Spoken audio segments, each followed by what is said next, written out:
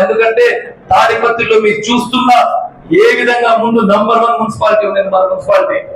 National అవార్డులు, international లెవెల్లో తాడిపత్రి అంటే అవార్డు పొందుకున్నారు. కానీ ఈ రోజుల్లో ఈ మధ్య కాలంలో నేను చాలా గలీజ్ చూశాను, చాలా బాధేసింది. మీరు అనుకోవచ్చు ఏం ఆ రోజు కూడా ప్రభాకర్ రెడ్డి గారే చైర్మన్, ఈ రోజు కూడా ప్రభాకర్ రెడ్డి గారు చైర్మన్. కానీ మీరందరూ రాజకీయంగా అవగాహన ఉండేవారు. ఆ రోజు ఎమ్మెల్యే దివాకర్ రెడ్డి గారు, చైర్మన్ ప్రభాకర్ రెడ్డి గారు.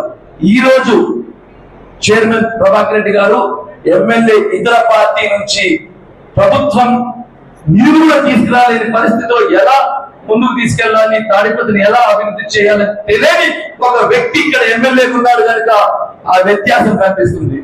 ప్రతి ఒక్కరికి తెలుసు. మీరు మరొకసారి నేను మిమ్మల్ని వినపిస్తున్నాను, మీకు తెలుసు, ఆడవాళ్ళకు కూడా ఇంట్లో చెప్పాలి. ఆ రోజు తాడిపత్రి, ఈ రోజు తాడిపత్రి వేరేంటంటే ఇక్కడ ఉండే ఎమ్మెల్యే, ఇప్పుడు ఇక్కడ ఉండే ప్రభుత్వం అడ్డంకాలు కల్పిస్తున్నాయి. జీతాలు ఇవ్వటం లేదు.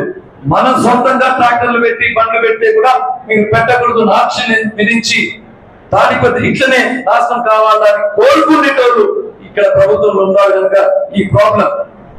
వీలైతే రాబోయే రోజుల్లో నా మనసులో మాట ఒకటే ఉండాలి, ఎమ్మెల్యే ఒకరే ఉండాలి, మున్సిపల్ చైర్మన్ ఒకరే ఉంటేనే తాడిపత్రి బాగుపడుతుంది కనుక తప్పకుండా మీరు అశ్విత్ రెడ్డి గెలిపించాలి.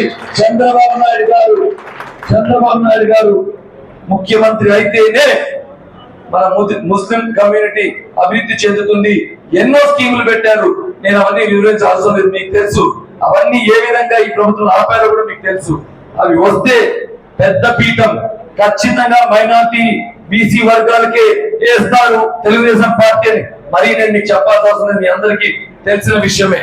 కాబట్టి ఎక్కడున్నా కూడా మన బంధువర్గం కానీ ఎవరున్నా కూడా వేరే ఊరిని కూడా చెప్పండి, ఇదంతా ఫాల్స్ ప్రాపగాండా, గ్లోబల్ ప్రాపగాండా.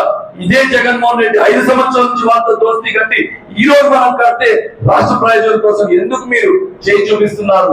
ఈ రిజర్వేషన్ తీస్తారని ఒక మాట ఉన్నది, అవి కూడా అంతా బోగస్ ఫేక్ వీడియోలు.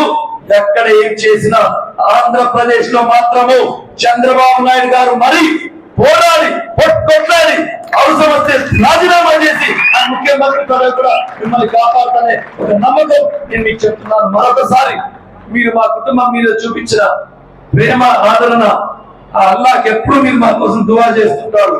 అదే విధంగా ఈసారి కూడా అశ్విత్ రెడ్డికి అత్యంత మెజారిటీతో గెలిపించి ఆ ఆదరణ అశ్విత్కి అంటే చంద్రబాబు నాయుడు గారు కూడా మీరు తెలుపుతూ జనసేన, బీజేపీ, టీడీపీ కూడా ఎప్పుడూ మీ ఆశీస్సులు, మీ మద్దతులతో మరొకసారి థ్యాంక్ యూ.